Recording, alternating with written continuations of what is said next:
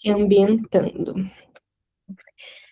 Boa noite, meninas. Então, para quem, eu acho que a grande maioria daqui já me conhece, mas para quem não me conhece, apareceu por agora lá no grupo, que eu sei que tem bastante gente que entra novo e nunca participou de nenhuma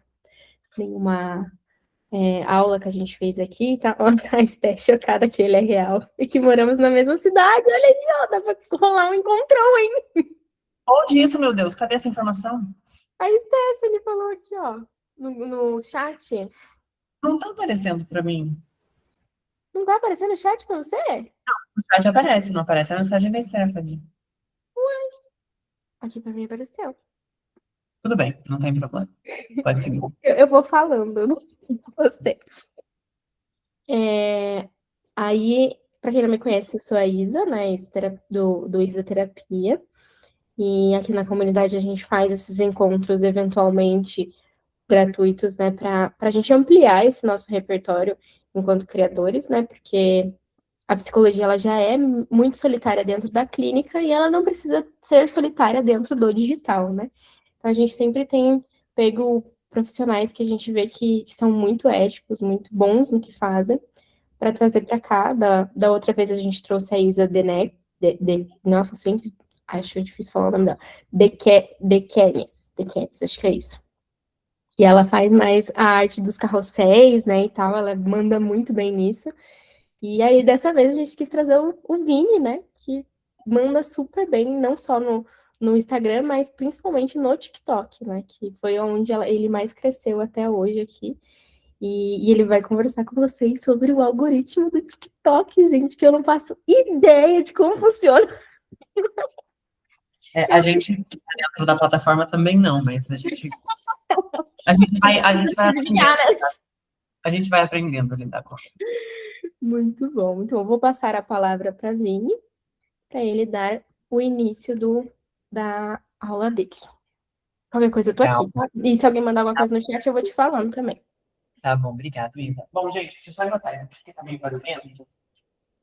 Estou muito feliz de estar aqui hoje com vocês. É um prazer vir aqui, enfim, para conversar um pouco com vocês também. Queria agradecer a Isa pelo convite. Acho que esse espaço é um espaço muito rico de troca e é um prazer estar aqui com vocês trocando de alguma forma também.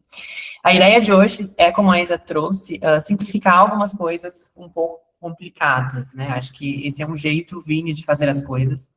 Acho que eu naturalmente gosto de simplificar coisas que não são necessariamente muito simples. Acho que a fofoca psicológica ou as coisas que surgiram na internet, elas vieram muito de encontro com esse movimento de, né, querer facilitar e simplificar coisas. Então, a ideia basicamente é que a gente crie esse espaço aqui hoje também, tá bom? E aí, antes de eu compartilhar material, qualquer coisa assim, eu queria saber com quem é que eu estou falando. Eu falo com psicólogos, eu falo com estudantes de psicologia. Quem é que hoje está aqui comigo? Só para eu entender, assim.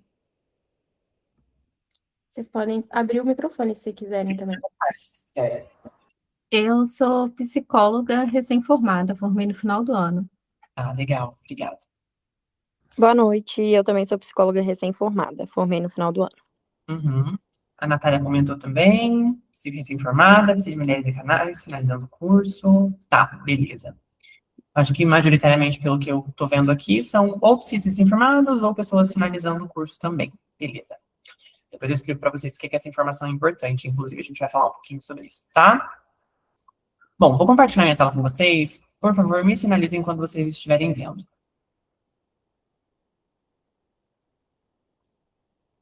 Estamos vendo. Estão? Ok, obrigado. Bom, então a ideia, como a Isa me convocou, né, para o dia de hoje, é explicar um pouquinho para vocês sobre o algoritmo do TikTok, como é que essa plataforma funciona e, enfim, como é que é possível criar dentro dela, entendendo um pouco mais do algoritmo também. Acho que antes de qualquer coisa, antes de começar a falar sobre o algoritmo em si, eu preciso desmistificar algumas coisas que a gente costuma escutar quando a gente pensa em algoritmo. E eu acho que a primeira delas é que se você acha que falar de algoritmo é necessariamente falar de sorte, acho que você já começou perdendo a história, né? Já não tá, talvez não estejamos mais na mesma página, porque é óbvio que o acaso, ou boas condições, ou um algoritmo que vai para a tua cara, às vezes, são bons, ou propícios, ou positivos para a tua trajetória, mas o algoritmo, ele é muito vivo, e é muito importante que a gente entenda o funcionamento desse algoritmo também, para que a gente não dependa necessariamente de sorte. Eu acho que quando a gente depende de sorte, a gente abre mão de uma coisa que é muito importante, que é o nosso papel dentro desse processo. Então, acho que quando a gente começa entendendo que não necessariamente a gente fala de sorte, quando a gente fala de algoritmo, é aí que as coisas começam a caminhar um pouco melhor. Mas, perfeito. Muito prazer, eu sou o Vini. Acho que a Isa já fez uma breve apresentação interessante aqui sobre mim, mas acho que é importante que, de alguma forma, eu, enfim, me reapresente aqui para vocês também. Eu sou muitas coisas, e eu acho que não tem um jeito melhor de ser isso do que não mostrando algumas dessas fotos e algumas dessas frentes de quem é essa pessoa por trás daquele arroba, ou quem é essa pessoa por trás desse algoritmo e dos vídeos que vocês conhecem de algum lugar. Eu tenho 23 anos, eu moro em São José dos Campos, mas eu sou mineiro.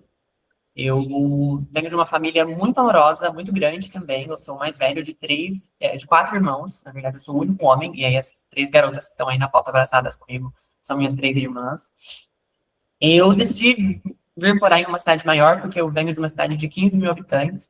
E eu sempre tive uma sensação de que a minha cidade era pequena demais para mim, e de que eu queria e almejava coisas muito grandes e muito significativas.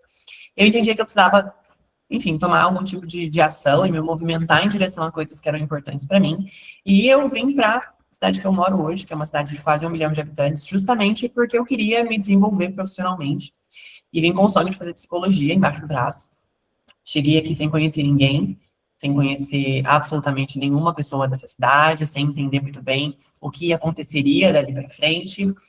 E muita coisa aconteceu dali para frente. Acho que esse Vini é um Vini que está em constante modificação, em constante conhecimento, e eu vou descobrindo coisas novas sobre mim toda semana, e toda semana coisas novas acontecem também. Mas eu sou um filho, eu sou um amigo, eu sou um...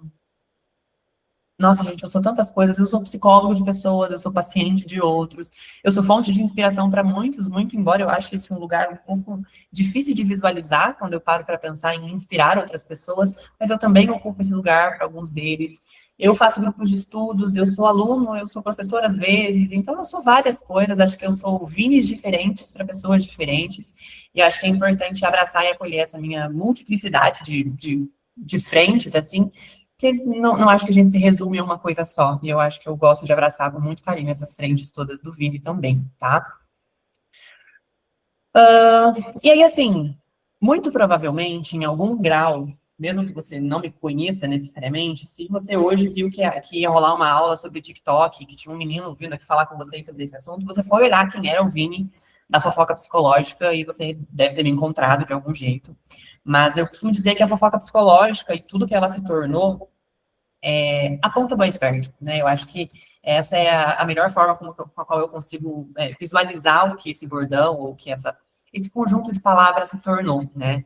Eu acho que para além da fofoca psicológica chegar aos lugares que chegou e me levar aos lugares que me levou e me tem levado, ela é uma construção de fato, sabe? Eu acho que ela é uma construção à medida do que o Vini foi se construindo enquanto profissional também. Então, a minha trajetória dentro do digital, ela começou muito cedo.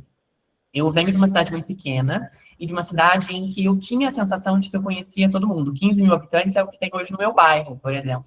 Então, eu tinha essa sensação de que eu conhecia todo mundo. Eu ia ao supermercado e eu sabia o nome da caixa do supermercado. E aí eu estava passeando na rua e eu sabia quem era a Dona Maria, que era a mãe do Pedro, meu amigo, vizinho da Júlia, que estudou comigo em algum lugar, sabe? Eu tinha essa sensação de controle, de conhecimento das pessoas. E quando eu me mudei para uma cidade muito maior, eu fiquei muito perdido. E eu sou uma pessoa que tem um padrão de funcionamento muito ansioso. Eu sou uma pessoa que, enfim, pensa muito e pensa muito em possibilidades. E eu me lembro que no meu primeiro semestre da faculdade, o meu maior medo era de não ter pacientes. Porque eu dizia que eu tinha ido para uma cidade muito maior, eu não conhecia absolutamente ninguém que tinha feito psicologia, não conhecia nada sobre psicologia, e eu sempre tive uma sensação de que as pessoas não me levariam a sério. Hoje em dia eu não tenho mais tanta cara de criança, mas quando eu comecei a faculdade eu tinha 18 anos, um rostinho, não tinha barba, não tinha nada, enfim, e um rostinho muito, muito infantil, e eu pensava, meu Deus, ninguém vai me levar a sério, ninguém vai querer fazer terapia comigo, eu preciso fazer alguma coisa para que as pessoas queiram ou minimamente me conheçam dentro da psicologia. E aí, lá no meu primeiro semestre da faculdade, em outubro de 21, eu comecei a criar conteúdo para o que se tornou, no final das contas, o meu perfil profissional, né? Eu comecei sem saber muito bem o que estava acontecendo, acertando, errando, testando, e eu fiquei muitos e muitos e muitos e muitos anos ali dentro da plataforma, criando para uma comunidade restrita de pessoas. Então, por pelo menos 4 dos 5 anos que eu crio conteúdo, eu falei com um grupo de 2, 3 mil pessoas, que é um número significativo, se a gente colocar 2, 3 mil pessoas em uma sala, é gente pra caramba, mas tá longe de tomar a proporção que as coisas tomaram depois que eu viralizei, né, depois que eu saí da bolha. E aí, o que aconteceu basicamente foi que eu fui construindo todo esse processo, e aí, em um determinado momento, eu gosto muito de contar essa história, porque, enfim, acho que é muito simbólico para mim também. Eu criava conteúdo majoritariamente para o Instagram, e meu conteúdo sempre foi focado na minha comunidade no Instagram. E no ano passado, em maio do ano passado, então as coisas elas aconteceram muito rápido, elas são muito recentes. Em maio do ano passado, o que me aconteceu foi que eu estava exatamente nesta mesa, não era nesse lugar porque eu me mudei, então não era exatamente aqui, mas eu estava nessa mesa lendo este livro aqui. Eu sou das terapias cognitivas, sou contextual, enfim, e eu estava estudando TCC e eu entendi, estava ali assimilando o que o modelo cognitivo dentro da TCC significava, né? Então, o que um pensamento, uma emoção e um comportamento fazem e se relacionam e a forma como isso acontece também. E aí eu lembro que eu estava tão entusiasmado com aquela teoria e com a ideia do que era o modelo cognitivo que eu disse, vou gravar um vídeo. E eu lembro que eu peguei meu telefone, eu coloquei meu telefone onde eu sempre coloco o telefone para gravar, e eu abri a câmera e comecei a falar. Eu lembro que o vídeo deu uns 7 minutos, eu consegui editar e fazer ele ficar em uns 4, com os cortes bem mais ou menos. Eu finalizei o vídeo e falei, caramba, que bosta. Que grande saco de merda ficou esse vídeo. Não vou postar. O que eu vou fazer, eu vou fazer outra coisa. Eu lembro de ter, eu tenho uma imagem na minha cabeça, de jogar o telefone em cima da minha cama e ir na cozinha fazer um negócio para comer. E quando eu voltei, eu olhei para aquele vídeo, assisti ele de novo e falei, mas tá bom, vai. Vai que alguém gosta. E eu lembro que eu postei no TikTok. Eu fui quase que contra... eu fui contra o que eu costumava fazer. Eu não postava no TikTok. Eu tinha, sei lá, 200 seguidores no TikTok. E eu postei o vídeo no TikTok e fui seguir minha vida. Eu fui tomar um banho, fiz minhas coisas. Passou 1h20, assim, eu entrei no TikTok de novo. E o que eu tinha eram 1.200 visualizações. Eu falei, nossa, de onde é que tá vindo esse povo? E as coisas foram começando a tomar proporções. Eu acordei no dia seguinte com um vídeo com 80 mil views. Na hora do almoço ele tinha 100 mil views, e aí 140, 180, 200, 300. O vídeo bateu 1 milhão de visualizações em 3 dias. E aí as coisas, dali pra frente, do dia 20 de maio do ano passado pra cá, nunca mais foram as mesmas. Por quê? Porque eu comecei a receber pessoas no meu perfil em volume colossal, assim, sabe? Era uma coisa assustadora. Nesses 3 dias eu ganhei 15 mil seguidores. Eu ativei o programa de monetização do TikTok e eu falei, ok, tem uma onda muito grande vindo pra cima de mim. Ou eu surfo, ou eu me afogo. O que eu fiz? Eu surfei. Eu comecei a produzir conteúdo 7x7. Então, eu gravava vídeo todos os dias, durante 3 meses, incessantemente. Então, todos os dias tinha um vídeo novo no perfil. E o que foi acontecendo foi que o meu perfil foi se retroalimentando. Então, o vídeo viralizava, as pessoas entravam no perfil e viralizavam o próximo. E as coisas foram tomando proporções de, tipo, vídeos com 4, 5 milhões de visualizações. E aí, onde é que surgiu a fofoca psicológica nessa história como um todo? Surgiu do acaso. As pessoas dizem, o Vini pensou na fofoca psicológica e ele é um gênio. Não foi bem assim. Esse vídeo que eu disse pra vocês, que eu achei uma bosta, de 4 minutos, ele é um vídeo em que eu tenho um jeito de me comunicar que é muito meu, assim. Eu me comunico simplificando coisas. Eu não gosto de ficar falando difícil. Não acho que é assim que a gente consegue fazer as pessoas entenderem as coisas. Então, eu vou muito pela linha de viabilizar conhecimento. O que eu fiz, basicamente, foi fazer um vídeo do jeito que eu me comunico, e as pessoas começaram a comentar, gente, eu amei que ele explica as coisas como se elas fossem fofoca. E eu lembro que o segundo vídeo que eu fiz, me veio, só que ele veio na hora de falar. Eu tava ali colocando o telefone para gravar, e eu disse, na fofoca psicológica de hoje, tal coisa. E aí esse vídeo viralizou, e as pessoas começaram a falar, meu Deus, eu amei a fofoca psicológica de hoje. E aí eu tive um insight que mudou a minha vida. Eu falei, isso vai se tornar a minha cara. E aí, a partir daí, a fofoca psicológica virou o que virou. Onde é que nós estamos hoje, né? Quem é o Vini na fila do pão, no final das contas, quando a gente pensa em fofoca psicológica? Hoje, eu tenho uma comunidade de assustadores 191,9 mil pessoas no TikTok e 35,5 mil seguidores no Instagram. Eu brinco E eu, inclusive, falo ativamente sobre isso no meu processo de terapia e na minha mentoria, sobre o quanto é que a gente não enxerga números, quando a gente vai se criando conteúdo e vai se acostumando, mas sempre que eu paro para pensar que são quase 200 mil pessoas em um lugar e 35 mil pessoas em outro lugar me assistindo, eu me choco. E é realmente muita gente, se a gente for tentar colocar isso dentro de algum lugar, assim, eu não sei se a gente conseguiria comportar tantas pessoas. E aí a ideia é que, de fato, hoje eu tenho muito orgulho em dizer que eu me posicionei dentro da internet e eu construí a minha comunidade. Então, o que hoje eu tenho é uma comunidade muito forte, assim, as pessoas, elas, de fato, se conectam muito com quem o Vini é, com a forma como o Vini fala e as informações que o Vini traz. Isso tudo antes de me formar, porque acho que é um ponto importante, não sei se todo mundo sabe, mas eu estou há 2 meses da minha formatura.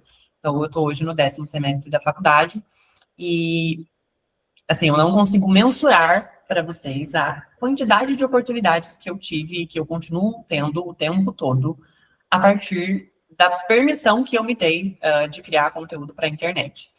E isso vai desde contato com profissionais que eu nunca imaginei acessar, do tipo, semana passada eu estava jantando com o Jean Leonardi, e até, por exemplo, parceria com editoras ou patrocínios para congressos, enfim, contato com coisas que eu realmente nunca imaginei que eu fosse ter. O meu estágio, hoje eu faço estágio com uma psicóloga clínica, eu já vivo da psicologia clínica também, veio a partir da internet, todas as movimentações que eu fiz também surgiram a partir disso. Então, eu tenho muito orgulho de dizer de que eu construí, eu acho que eu, de fato, construí coisas, eu acho que eu sinto muito orgulho dessa minha construção também. E aí, assim, como eu estou falando para vocês, né, estar dentro da internet, de fato, sem sombra de dúvidas, mudou a minha vida.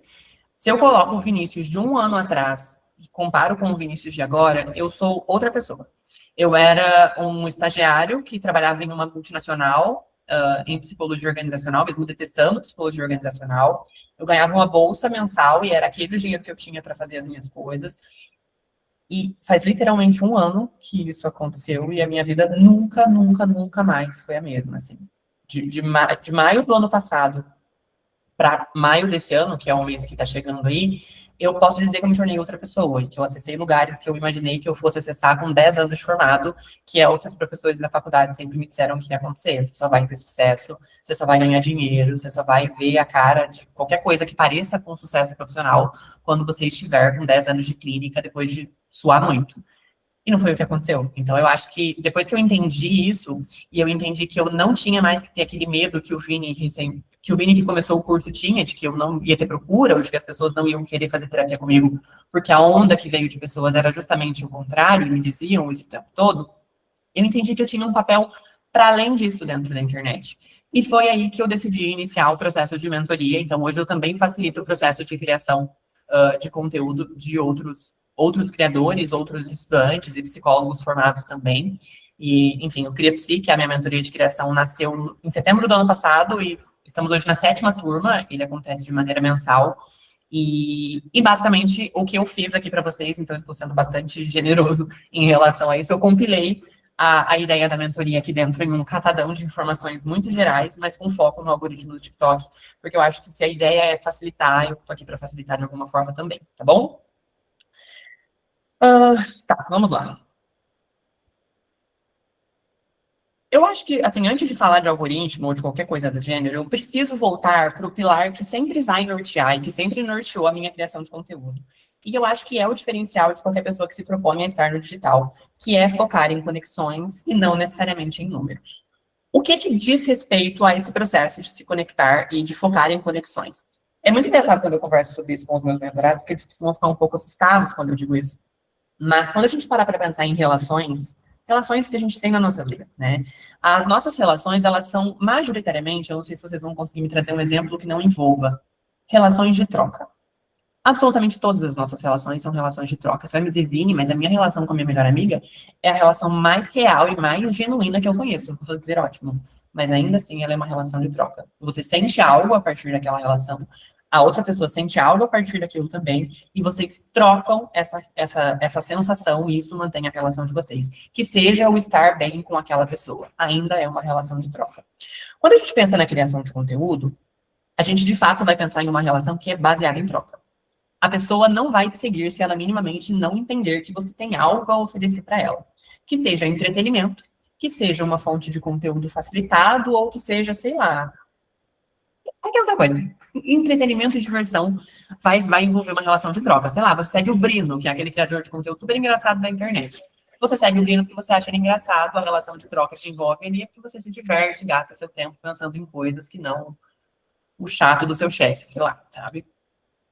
Então, quando a gente foca em conexão dentro da criação de conteúdo, é como se a gente mantivesse essa linha e esse entendimento de que uma relação é baseada em interesse, mas, ao mesmo tempo, concentrasse todas as suas energias em conexão. Por que focar em conexão? Porque se você não focar em conexão, em, de fato, criar essa sensação de que você e aquela outra pessoa são próximos, você não cria a coisa mais importante que existe dentro da criação de conteúdo, que é senso de comunidade. Então, quando você foca absolutamente em conexão, você parte de uma premissa que norteia todo o seu trabalho, que é ter clareza em relação às pessoas que compõem o teu grupo de pessoas, a tua comunidade.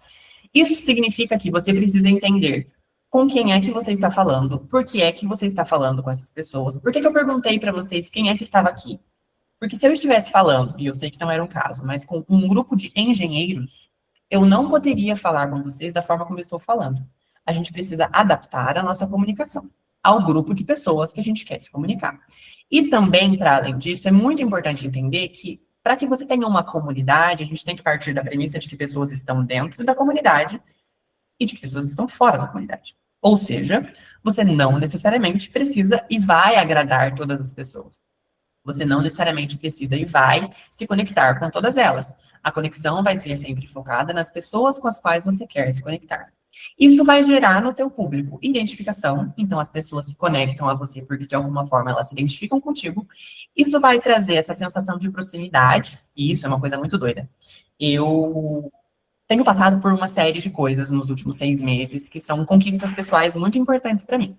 Então eu me mudei de apartamento, eu consegui um estágio, eu me tornei embaixador de novas marcas, e todas essas coisas que aconteceram, eu saí do meu trabalho CLT, e, por exemplo, no dia que eu saí do meu trabalho CLT, eu não tinha compartilhado com ninguém sobre esse processo, eu só compartilhei no dia da minha demissão, no meu último dia de trabalho. E eu lembro que eu fiz um post e uma sequência de stories, e nesse dia o que aconteceu foi que eu recebi áudios e mensagens de pessoas chorando, e me dizendo: Vini, eu estou genuinamente feliz por você. É como se fosse uma conquista de um amigo meu, e essa pessoa morava, sei lá, eu moro em São José dos Campos, essa pessoa morava em Manaus. Eu nunca tinha visto aquela pessoa na vida, ela nunca tinha me visto também, mas o nosso senso de comunidade e o foco em conexão que eu sempre tive na minha criação de conteúdo fez com que a gente criasse uma relação tão próxima e uma sensação de intimidade daquela pessoa comigo, que chegou ao ponto de alguém se emocionar por eu ter saído do meu trabalho aqui em São José dos Campos e a pessoa estando lá em Manaus, não precisando do meu dinheiro, por exemplo. A gente não tinha relação nenhuma. Para além disso, autenticidade e autoridade percebida. O que é importante, gente? Eu sou absolutamente contra, eu não sei, aí posso estar ofendendo pessoas que acreditem em coisas diferentes das minhas. Mas eu não acredito que a autoridade tenha a ver com beber água na taça e tomar e usar blazer para atender pessoas. Não acho que a autoridade é construída com base nisso. Eu acredito muito mais que quando você foca em conexão, quando você fala sobre criação de conteúdo e quando você defende o que você acredita, você cria uma sensação de autoridade no que você está falando que independe das coisas que você faz. Então, eu, por exemplo, se você minimamente me acessar por 2 ou 3 dias nos meus stories no Instagram, você vai ver que eu xingo, você vai ver que eu canto, você vai ver que eu converso, eu abro sobre questões pessoais, eu falo sobre sentimentos, eu não estou sempre arrumado, e isso não tira a autenticidade e a autoridade que as pessoas têm em relação ao que o Vini diz ou não. Por quê? Porque eu construí credibilidade. É um processo. É por isso que a gente tem que focar tanto em conexão, tá? E aí, quando a gente pensa, por exemplo... Eita, não estou conseguindo abrir o meu cover. Aí, voltou. Então, conexão. E quando a gente fala, né, da coisa da autenticidade, e aí eu tenho percebido um movimento muito grande nas redes sociais hoje em dia, das pessoas falando e tentando explicar essa coisa da autenticidade, né? Porque você tem que criar conteúdo autêntico. Porque você tem que ser autêntico na sua criação. Porque você tem que ser mais você. Como é que a gente faz para ser mais a gente? Ou, melhor perguntando, melhor formulando a pergunta, como é que eu sei que o meu conteúdo é um conteúdo autêntico? Qual é o marcador que eu posso usar? Qual é a régua que eu tenho que atingir para dizer, beleza, daqui para cima é autêntico, daqui para baixo não? ou o conteúdo da Isa é autêntico, ou o conteúdo da Isa não é autêntico. Conexão com valores, eu sou muito apaixonado pelo conceito de valores, muito, muito apaixonado pelo conceito de valores. Tanto é que a minha mentoria é muito baseada em ACT, que é uma das principais teorias que eu trabalho até na prática clínica. E quando a gente pensa em valores dentro da ACT, a gente vai dizer que tem a ver com uma direção em que aquela pessoa se orienta a e que está livremente solta ou não relacionada com questões que são socialmente impostas. Vini, não entendi nada do que você me disse. Eu explico. Qual que é a ideia de um valor? Um valor, eu vou dar um exemplo que eu gosto de dar na mentoria, que eu acho que ajuda a clarificar as ideias, tá? Por exemplo, se eu pergunto para a Isa, Isa, me diga um valor teu, e a Isa me responde maternidade, a gente tem que pensar em duas coisas. A gente tem que pensar que maternidade é, para mulheres, socialmente, um valor imposto. Ou seja, várias pessoas dizem, provavelmente, se você é mulher, você já ouviu que, nasce um filho, nasce uma mãe. Toda mulher tem uma mãe dentro. Eu preciso, quando a Isa me traz que maternidade é um valor, entender com ela o porquê que aquele valor é um valor para ela. É genuinamente dela ou não é? É uma coisa que a sociedade imputou e ela entende que é importante para ela, ou é algo que de fato está conectado com algo que é importante para ela? E para além disso, um valor, ele não é um objetivo a ser riscado. Você não consegue chegar a um objetivo quando você tem um valor. Por exemplo, maternidade. O maternar é um valor. A experiência de estar viva e ser mãe de alguém tem a ver com o valor de maternidade, e não necessariamente o simples ato de dar à luz. Então, quando a gente se conecta com valores, ou seja, com essas coisas que são genuinamente importantes para a gente, que nos direcionam em algum sentido, a gente é mais autêntico. E quando você consegue conectar os teus valores pessoais à tua criação de conteúdo, você está constantemente em direção a coisas que são mais importantes para você, e isso passa a percepção para as outras pessoas de que você está sendo você mesmo na sua criação de conteúdo. Ou seja, não tem como definir em um ponto estático que eu estou sendo autêntico ou não. Se o Vini de 5 anos atrás, que criava conteúdo, era autêntico lá, e ele continuasse criando conteúdo do mesmo jeito que ele criava lá atrás, hoje ele não seria mais autêntico, porque eu já não sou mais daquele jeito. O Vini que viralizou há 1 ano atrás, se continuasse criando conteúdo exatamente do mesmo jeito que ele fez quando viralizou, também não seria autêntico, porque eu definitivamente não sou como era 1 ano atrás. Então, estar criando conteúdo e se conectar com valores é também um constante gesto e ato de autoconhecimento. Você precisa se conhecer, você precisa se entender, e é por isso que eu digo para todo aluno meu, faça terapia. E é o que todo mundo vai fazer no final das contas, porque quando a gente começa a explorar isso aqui, o que as pessoas costumam me dizer é, Vini, eu não tenho ideia de quais são os meus valores. Eu não tenho noção do que é importante para mim. E aí nada como um bom processo de psicoterapia para olhar para dentro e, de fato, absorver essas coisas que são tão importantes para a sua criação de conteúdo, tá? Beleza. Eu precisava fazer esse adendo, porque eu acho que não tem como falar de nada do que eu vou falar daqui para frente se eu não falasse de foco em conexão e autenticidade, que são os 2 pilares que norteiam a criação de conteúdo para mim. Mas agora a gente vai entender como é que a dança, tá? Então, a ideia agora é que nós vamos entender o que carambas esse algoritmo do TikTok faz, ou o que ele se propõe a fazer também, tá? A partir de agora, eu vou ficar um pouco mais técnico, né? Então, o discurso acaba ficando um pouco mais técnico também, mas eu prometo que eu tento simplificar as coisas para vocês ao máximo, tá? Então, o que eu sempre gosto de dizer quando eu vou explicar isso aqui para qualquer pessoa? Eu acho que antes da gente jogar qualquer coisa, a gente precisa entender o jogo. Se você não conhece o funcionamento de uma plataforma e você começa a disparar conteúdos lá dentro, é como se você estivesse tentando, e como eu estou falando com PSIS aqui, ou majoritariamente PSIS, é como se você começasse a tentar fazer intervenções super bem elaboradas com um paciente que você não sabe como funciona. Você não sabe, você não conhece aquele paciente.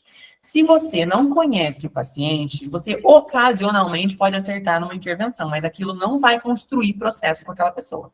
Então, o que a gente precisa é, de fato, entender o que é que o TikTok se propõe a fazer, e o porquê que você precisa entender da plataforma, né?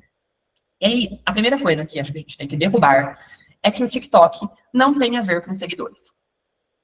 Ele não é uma rede social baseada em seguidores.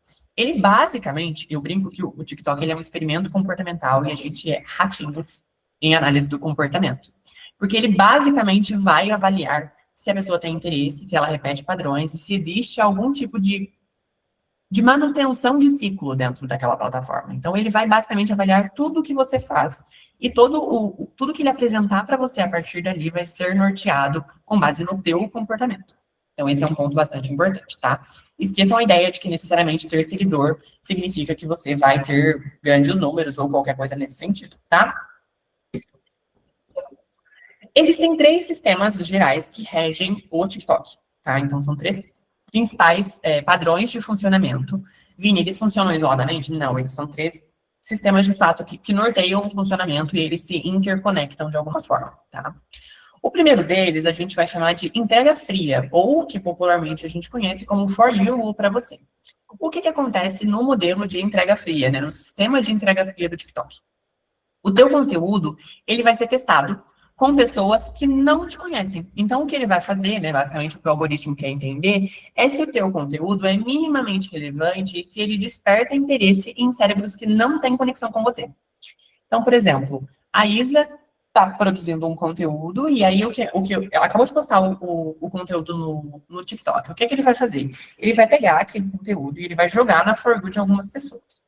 E ele vai olhar, ele vai jogar lá e vai esperar e vai dizer, ok, vamos ver o que essa pessoa faz.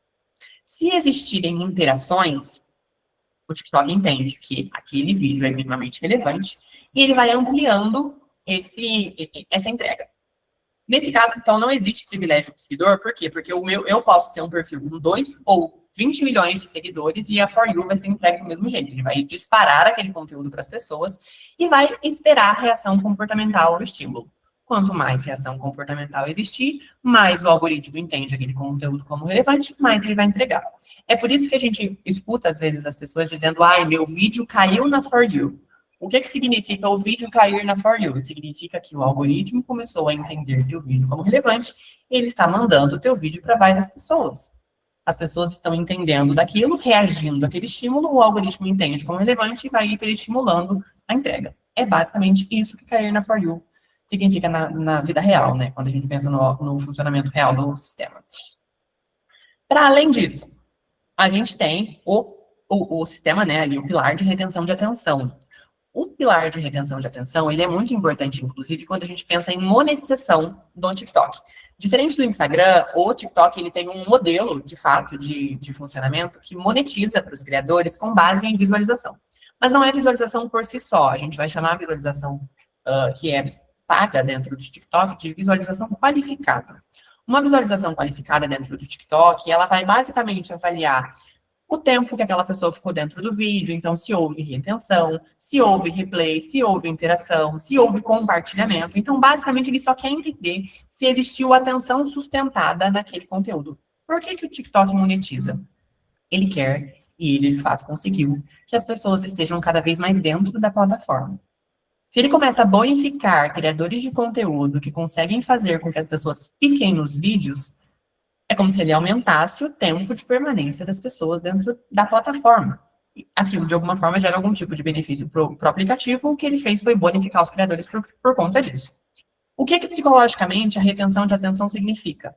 Ela significa que existiu algum tipo de curiosidade que foi ativada, ou uma expectativa que foi mantida, ou que existiu uma recompensa que foi sustentada até o final. E aí, o cérebro... o que o algoritmo entende? Ele entende que aquele cérebro, ele gostou daquele conteúdo e que tudo que está em estado de antecipação vai ser distribuído.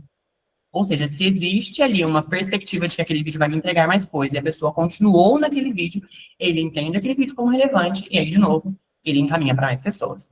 E aí, como é que ele faz a distribuição deste material? Porque a gente vai ter conteúdos de todos os tipos, todos os nichos, todos os assuntos dentro da plataforma. Funciona com base no que a gente chama de cluster de interesses. O que é um cluster de interesses? É basicamente um grande grupo de pessoas que têm interesses semelhantes. Se eu abro, por exemplo, o meu TikTok aqui agora e jogo na For You, e eu abro o TikTok de Natália e jogo na For You, é uma bolha, exatamente.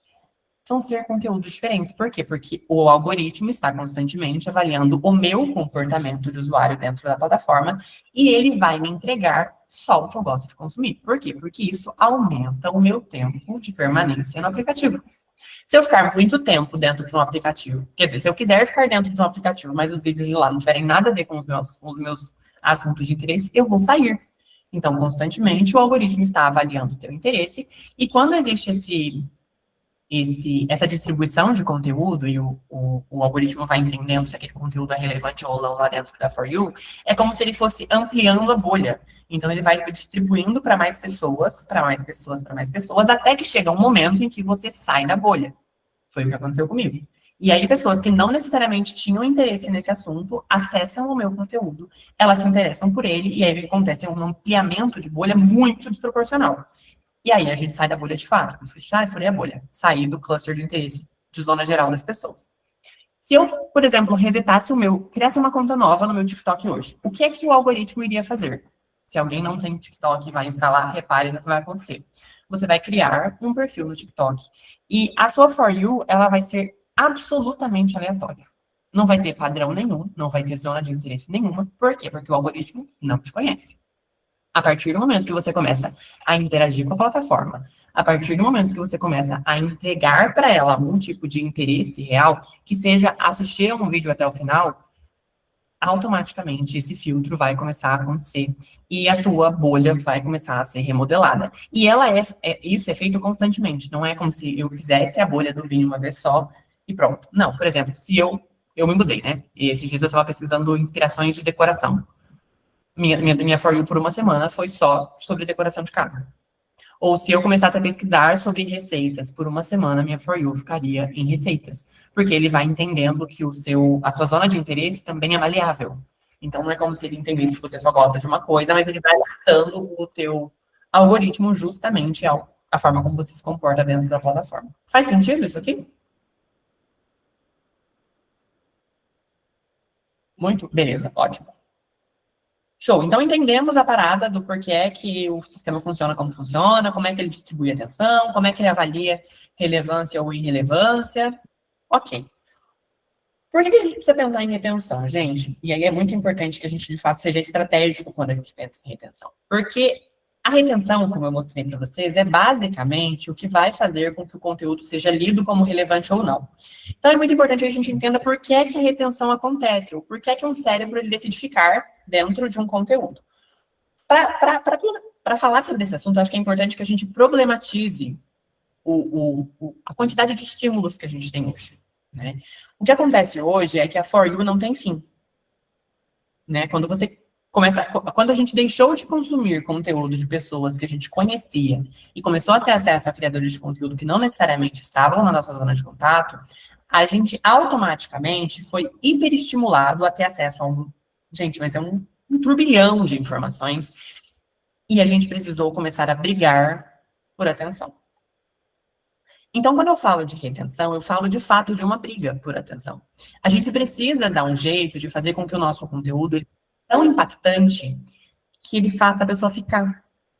Então, quando você tem, por exemplo, uma quebra de expectativa no início de vídeo, ou uma promessa de recompensa, ou algo que gera identificação, redução de incerteza, sensação de aprendizagem rápida, o que vai acontecer é que você dá previsibilidade para aquilo, ou você chama a atenção para aquele estímulo, o cérebro olha e fala, vou ficar. E ele continua lá. A partir do momento que deixa de ser interessante para ele, você é só mais um no eterno scroll que a gente dá todos os dias no nosso celular. Então, se você não deixa muito claro para aquele cérebro que está te consumindo por que é que ele tem que ficar naquele vídeo, ou se você, de fato, não faz essa manutenção de atenção durante todo aquele conteúdo, você vai ser pulado. É o que acontece com todo mundo que decide criar conteúdo e não tem muita clareza de funcionamento, ou, de fato, não sabe como fazer um conteúdo, e enfim. Então, o que acontece é que a gente precisa pensar em retenção, porque é o que faz os cérebros ficarem dentro da produção de conteúdo, tá? Isso aqui é engraçado. As pessoas, geralmente, elas me olham com uma cara estranha quando eu digo isso para elas nas mentorias, mas a melhor forma de chamar a atenção de alguém é cutucando as dores dela. E aí vocês vão dizer, credo, Vini, que horror, como assim, um quase psicólogo me dizendo que preciso cutucar as dores do meu público, que antiético. Não. Acho que existem formas e formas de fazer as coisas, mas a melhor coisa que você pode fazer dentro de uma criação de conteúdo é gerar identificação.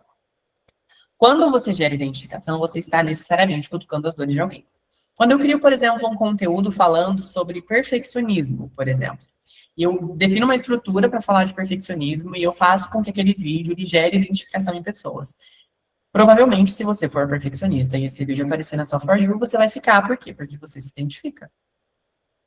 Então, é muito importante que a gente explore as dores dos nossos públicos. É óbvio que com muita ética e entendendo quais são os limites do que explorar a dor significa, mas aqui eu estou, de fato, falando sobre áreas de interesse comuns de outras pessoas.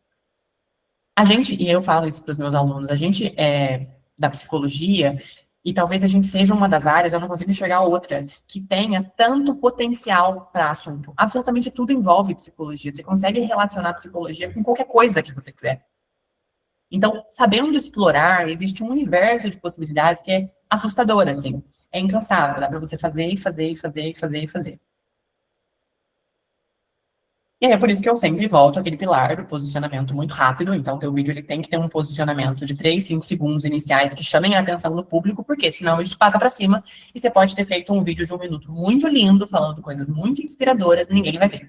Por quê? Porque você não conseguiu chamar a atenção muito rápido. É por isso que a fofoca psicológica prende também. Porque a fofoca psicológica de hoje instiga curiosidade nas pessoas e elas tendem a ficar por pelo menos mais que 3 segundos. Elas descobrem o que vem depois e elas se mantêm. O que aconteceu no início do meu perfil foi que os meus vídeos eles eram longos, eles tinham 4, 5 minutos e as pessoas assistiam até o final. A retenção era tão boa que as pessoas se mantinham dentro daquele conteúdo, né?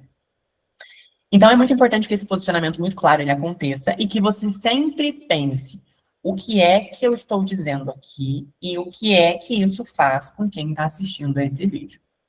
Você conseguiu cutucar a pessoa de algum jeito? Existe algo que vai fazer ela ficar ali? Então, esse posicionamento ele pode ter funções possíveis. Então, você pode esclarecer, você pode organizar, você pode provocar, você pode validar, você pode revelar. Mas alguma função tem que existir nesse posicionamento muito rápido, nesse hook, que é como a gente chama esse gancho inicial, para que a pessoa fique. Porque se ela não ficar, não adianta o seu vídeo ser o mais bem feito, mais bem editado, mais bem elaborado do mundo. Não vai rolar. Eu trabalhei com uma marca um tempo atrás, que é uma marca parceira minha. A gente fez uma primeira rodada de parceria, eles gostaram muito da entrega e dos resultados, e eles me disseram, Vini, vamos fazer mais uma rodada de publi. Eu disse, bora. E aí o que eu tinha que fazer era publi de um determinado serviço que eles ofereciam, e eu tenho uma premissa quando eu faço publicidade para marcas, que é publi sem cara de publi. Eu não gosto que a publi tenha cara de publi, porque ninguém gosta de assistir publi. Então, eu faço com que a publi tenha cara não, ela se torna um conteúdo relevante para outras pessoas, e dentro daquele conteúdo relevante existe uma publi. Isso faz com que gere conexão, faz com que as pessoas se fiquem, enfim, é estrategicamente funcional. Eu fiz um roteiro e enviei para essa marca aprovar, e eles me disseram, a gente quer que você fale da publi antes. E eu disse, então, expliquei qual era a função de construir a narrativa e depois trazer a ideia da publi, e eles de novo reforçaram, a gente quer que você traga a publi antes. Eu adaptei o roteiro para como eles queriam que o roteiro acontecesse, e a gente publicou o vídeo. E o vídeo flopou. E aí, de novo, eles nem vieram me perguntar, eles não vieram falar, nossa, a entrega não foi tão boa. Eu procurei eles e disse, olha, estou entrando em contato com vocês. E eu trouxe as métricas dos 2 vídeos. E eu disse, olha, este vídeo foi feito do jeito que eu tinha feito da primeira vez, e esse vídeo foi com o ajuste que vocês me pediram. É só para falar que das próximas vezes que a gente for trabalhar, eu ainda acho que é melhor fazer desse jeito e não desse. O que aconteceu no segundo vídeo? As pessoas não se interessavam em ficar no resto do vídeo, mesmo que eu estivesse construindo uma narrativa super interessante. Por quê? Porque eu não prendi a atenção delas no começo. Abria o vídeo e falava, é público, próximo. Não faz sentido, a pessoa não quer ficar assistindo público. Quando você constrói uma narrativa e amarra aquilo no final, aí faz sentido que aquilo apareça. Enfim, aprendizados para a marca, de alguma forma. Mas também foi um exemplo muito prático que eu consegui, em que eu consegui, de fato, comprovar que isso aqui é uma questão muito real, assim, sabe? E aí, assim, esse aqui é um ponto engraçado, né? A gente acha que as pessoas assistem aos vídeos, mas elas não assistem. E a cada segundo elas estão decidindo se elas ficam ou se elas vão embora. E na maioria das vezes elas vão embora. Então é muito importante que a gente tenha essa consciência de que a gente diz, pessoas assistem aos vídeos. Não. Elas não assistem. A visualização que aparece ali às vezes no perfil não é o número real de pessoas que viram aquele vídeo. Ela é contabilizada com base em permanência, mas não significa que as pessoas viram aquele vídeo até o final. Você pode ter feito um lindo vídeo e achar que você está arrasando. Se você for olhar o tempo de retenção, às vezes você conseguiu reter a pessoa 5 segundos. Isso contabiliza lá para visualização às vezes, mas não significa que a pessoa te assistiu. Então, elas não assistem a vídeos. É constantemente uma briga, é de fato uma briga, assim, contra o O excesso de dopamina que existe, barata que existe nas redes sociais, e a forma como as pessoas não conseguem sustentar conteúdos mais longos, mas é uma briga mesmo. Existem estudos recentes que dizem, inclusive, que as pessoas não têm conseguido assistir a filmes. Porque o tempo de permanência naquele mesmo estímulo é o mesmo, e é muito longo. Não é o mesmo da rede social, né? É um tempo de estímulo muito longo, e as pessoas não conseguem ficar assistindo um filme todo. Então, a gente está viciado numa dopamina muito barata e muito vagabunda, que está fazendo com que fique cada vez mais difícil que as pessoas acessem, de fato, aos conteúdos. É por isso que, quanto mais bobão é o vídeo, quanto mais rapidinho mais ele entrega. Não demanda energia para aquela pessoa, ela só fica ali, naquele scroll eterno, sabe? É igual criança, se vocês colocarem a criança na frente de um como chama o TikTok do YouTube? Shorts. Coloca uma criança na frente dos shorts do YouTube e deixa ela 15 minutos lá, ela derrete, a criança some, e ela fica ali, ó. E a gente tá fazendo igual, a gente fala das crianças, mas a gente faz igual. Então, é muita dopamina muito barata, tá? Então, basicamente, o que acontece é que o algoritmo, ele aprende dentro do TikTok, e inclusive isso aqui, e eu vou costurar essa reflexão no final, está acontecendo no Instagram também, mas o algoritmo, ele entende e ele é educado com base em repetição de padrão. Vocês conhecem Arthur Paek, que é aquele criador de conteúdo que é um asiático que faz vídeo de cozinha, de cozinhando e corta no ritmo da música, e chama cantores e tudo mais, e pessoas famosas? Ele é uma pessoa que, se você reparar, os vídeos dele são todos do mesmo jeito. Eles mudam a partir da música, ou o que ele está cozinhando, ou a pessoa que está com ele, mas existe um padrão. Se a gente olha, por exemplo, para Lele Bournier ou para Malu Borges, que são duas criadoras de conteúdo também do TikTok, que criam conteúdo de moda. Não sei se vocês conhecem, mas são duas criadoras de conteúdo que têm um padrão muito específico de vídeo também. Os vídeos performam de um mesmo jeito, são apresentados de um mesmo jeito, e aquilo gera para as pessoas uma sensação de reconhecimento. Então, é como se você estivesse sabendo onde é que você está chegando, assim, sabe? É como se fosse um terreno seguro. E isso faz com que as pessoas permaneçam. Se elas gostam, elas ficam. Se elas não gostam, elas vão embora e o algoritmo para de entregar. Mas para quem gosta, isso acontece várias vezes. E quando essa repetição acontece, ela gera familiaridade para aquele indivíduo que está ali, ele sabe do que está acontecendo ali, gera segurança, gera expectativa, porque, o que é que ele vai fazer hoje? E gera autoridade percebida, no sentido de que, eu sei que a Malu vai me surpreender no final desse vídeo, porque ela sempre surpreende com looks muito estratosféricos. Ou, por exemplo, o Vini da fofoca psicológica, que sempre começa o vídeo falando, a fofoca psicológica de hoje e a fofoca psicológica de hoje sempre é diferente. Então, a pessoa sempre fica porque ela conhece aquilo, mas aquilo gera segurança para ela, ao mesmo tempo que gera expectativa e autoridade percebida, porque ela confia no que eu estou falando para ela. Então, quanto mais você repete um padrão, mais as pessoas têm essa sensação de segurança no teu conteúdo. E eu faço isso aqui não só com a fofoca psicológica, que é o meu principal gancho. Eu faço isso, por exemplo, igual assistir a mesma série várias vezes. Exatamente, você tem previsibilidade. Quando a gente pensa, por exemplo, eu faço uma coisa nos stories, né? Eu uso muito os stories para fazer essa manutenção de previsibilidade com o meu público. Então, por exemplo, eu me visto e eu vou sair para algum lugar, por exemplo, que eu gravo um psicolook. As pessoas veem um psicolook e elas dizem, o Vini faz psicolook. Elas associam o psicolook ao Vini. Então, as meninas que vão, sei lá, sair, elas às vezes se gravam, postam no story, colocam psicolook e me marcam. Então, existe uma relação. Ou, por exemplo, eu recentemente criei, e eu confesso que eu estou um fiasco com isso, mas eu criei uma comunidade no Threads que se chama Regule-se. E o que aconteceu foi que as pessoas começaram a entrar para a comunidade e a usar um mesmo padrão. Então, eu uso sempre uma figurinha da Marcia Linehan de faixinha e roupinha de academia escrito Regule-se e uma foto minha na academia. Isso gera identificação e as pessoas, mesmo que não usem a figurinha, escrevem Regule-se e me marcam no story. Isso gera, de novo, essa sensação de proximidade, essa sensação de familiaridade, tá? Ótimo. E aí, assim, isso aqui é uma pergunta que sempre me fazem, né? Aline, mas o TikTok, ele gera conversão? Quando eu digo de conversão, eu de fato estou falando aqui de venda, tá? Por quê? Porque, majoritariamente, quando você decide criar conteúdo e você é psicólogo, você está, assim, eu estou inferindo sobre vocês, mas imagino eu, que almejando que pessoas tenham interesse no teu trabalho.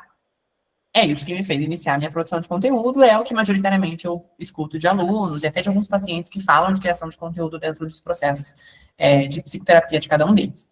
Então, assim, a gente entra com uma ideia muito clara de que a gente quer vender o nosso serviço e as pessoas me perguntam, Vini, mas o TikTok, ele gera conversão?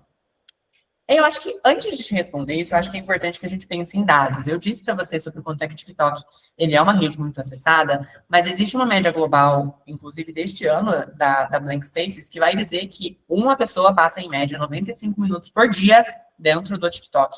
E se você faz uma conta chula, você vai ter 11 horas gastas dentro do TikTok por semana, 48 horas gastas por mês, que são 2 dias inteiros, e se você faz essa conta pensando num ano, são 24 dias inteiros dentro do TikTok. E aí, beleza, Vini, esses dados são globais, né? São globais, a gente tem dados Brasil. Quando a gente pensa em dados Brasil, a gente tem que os brasileiros passam, em média, 28 horas por mês no TikTok. Se a gente faz uma média, de novo, esse número vai dar estratosfericamente maior. E a gente tem também que no TikTok, no Brasil, perdão, o TikTok é a rede número 1 em tempo de uso. As pessoas estão cada vez mais dentro do TikTok. É por isso, inclusive, que o Instagram está modificando a forma como ele entrega as coisas. É por isso que o algoritmo do TikTok está se tornando cada vez mais, perdão, o algoritmo do Instagram está se tornando cada vez mais parecido com o algoritmo do TikTok, porque o TikTok retém mais as pessoas dentro da plataforma do que o Instagram. Ele é mais baseado em interesses do que o Instagram. Então, assim, eu não sei se, né, se Isa trabalha isso com vocês, ou se vocês já ouviram falar sobre o funil de vendas, ou qualquer ideia de um funil de vendas, mas as pessoas vivem dizendo que o TikTok é topo de funil, que ele é basicamente uma estratégia que a gente utiliza para atrair. Então, o funil ele vai pensar em topo, meio e fundo de funil, né? Pensando que no topo você atrai, no meio você retém e no fundo você converte, né? Essa é a estratégia. Só que um funil de vendas, ele foi criado para vender tênis. Ele foi criado para vender produto de e-commerce. Foi essa a estratégia que surgiu para criar um funil de vendas que funciona muito bem. Você olha e fala, caramba, o funil de vendas é ótimo, ele realmente funciona para o que ele se propõe a fazer. Sim, mas ele funciona para vender tênis. Ele não funciona para vender conteúdo, serviços de psicologia, né? Só que o problema é que a gente está usando uma ferramenta que foi usada para uma coisa, para uma outra muito diferente, né? Então, assim, a gente precisa, né, repensar talvez um pouco na forma como a gente vai olhar para esse funil de vendas, porque o que acontecia um tempo atrás? Se você estava no Instagram 10 anos atrás, ele era uma outra rede social. Não sei se vocês concordam comigo, mas, por exemplo, o feed tinha fim. Você só consumia conteúdos de pessoas que você conhecia e aquilo acabava. Tipo assim, eu segui uma marca hoje, eu vou começar a receber tudo que aquela marca postou ao longo da história do perfil dela, mas uma hora o meu vídeo acaba.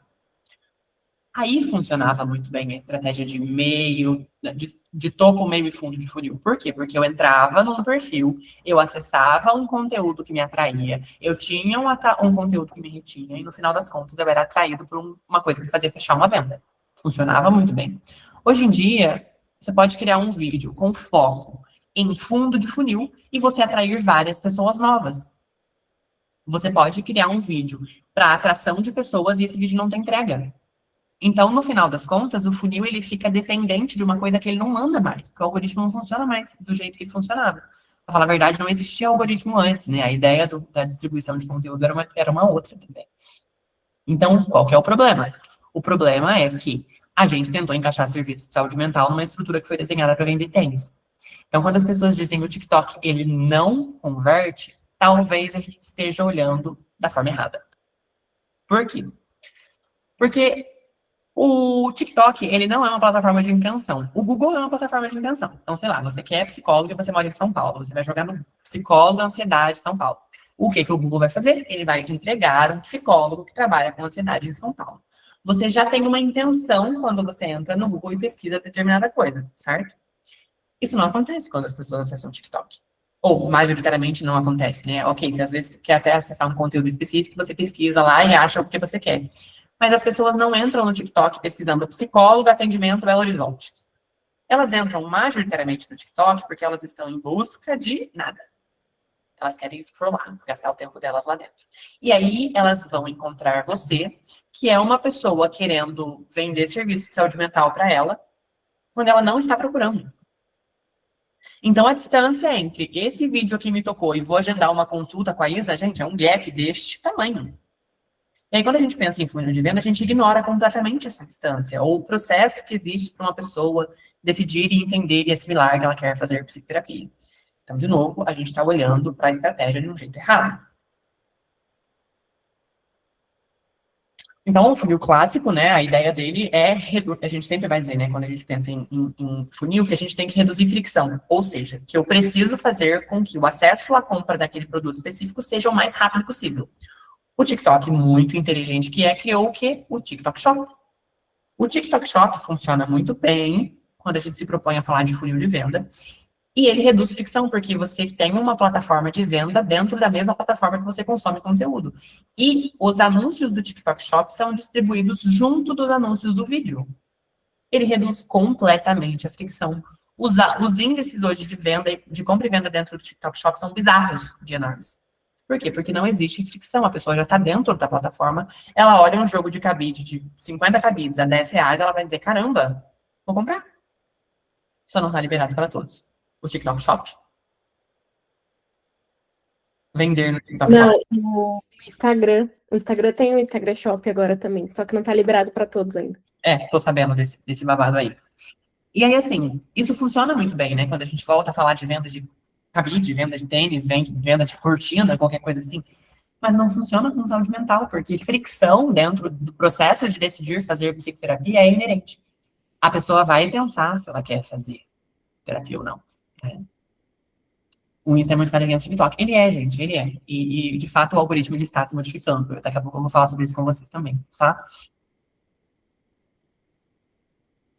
Então, assim, quando a gente pensa em compra em psicologia, eu não sei se vocês já viram alguém que fez compra por impulso, mas eu não conheço alguém que decidiu marcar psicoterapia.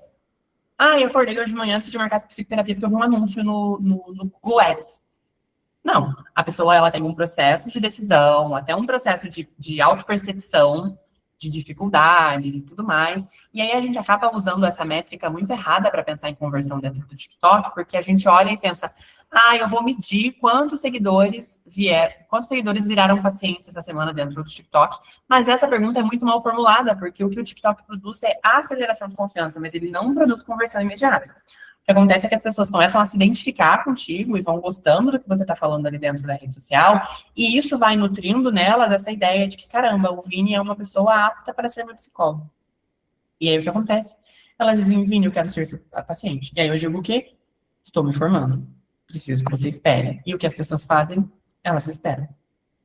Porque não tem a ver com o serviço, tem a ver com a construção que você fez dentro do teu posicionamento naquela rede social, que gerou o desejo da pessoa pelo teu serviço. Não é que ela quer fazer psicoterapia, ela quer fazer psicoterapia com o Vini. Ou ela quer fazer psicoterapia com a Isabelle. Tem a ver com a conexão que você cria com ela também. Então, a gente também precisa entender que esse processo de conversão, ele é muito diferente quando a gente pensa em algoritmo e funil de venda como um todo, tá? Então, o funil pressupõe, como eu disse, né, que a pessoa está pronta para comprar, e o conteúdo clínico pressupõe que a pessoa ainda está entendendo que ela precisa de ajuda. Quantas vezes eu não recebi comentários nos meus vídeos, ou DMs no meu Instagram, no meu TikTok, por exemplo, de pessoas me dizendo que começaram a pensar em coisas que nunca tinham pensado, ou identificaram coisas que nunca tinham parado para olhar em si mesmas a partir de um conteúdo. Então, são dois momentos muito diferentes. Uma pessoa que está completamente pronta para comprar e uma pessoa que está acabando de entender que existe uma questão ali, sabe? Eu acho que a sua estratégia também precisa respeitar um pouco desse tempo. E aí, o que no final das contas converte no TikTok é conteúdo que gera a sensação de esse psicólogo entende, mesmo que ele não tenha entrado em contato com você. Então, não tem a ver com um CRP, não tem a ver com um Lattes muito cheio de coisas, não tem a ver com um link na bio, tem a ver com match. Tem a ver com bater o olho e dizer, caramba, essa pessoa fala a minha língua, essa pessoa se conecta comigo, essa pessoa atende as minhas necessidades de uma pessoa que não estava necessariamente entrando em uma rede social, procurando por um psicólogo, mas ela sai de lá com um. Por quê? Porque ela se conectou. E é por isso que eu precisei falar com vocês lá atrás sobre o quanto é importante você focar em conexão e não necessariamente em números, e do quanto é que é importante que você tenha muita autoconsciência, seja muito autêntico na sua criação, Porque se você não tem clareza de quem você é, e se você não deixa isso ser transparente no teu conteúdo, isso não gera match. Quantas psicólogas não existem por aí fazendo o mesmo post de Canva com a mesma paleta off-white no Instagram? São muitas. E todas elas têm agenda fechada? Todas elas geram desejo? Não geram. Geralmente são essas as pessoas que dizem que psicologia não dá dinheiro. Que psicologia não funciona. Psicologia não funciona, não, perdão. Que a internet não funciona. Mas você entende que as pessoas estão tentando jogar o jogo do jeito errado? Não é assim que as coisas não é assim que as coisas funcionam mais. Em algum momento pode até fazer sentido, mas a gente precisa meio que acompanhar o andar da carruagem mesmo, sabe? Ai, caramba, vou botar meu colo.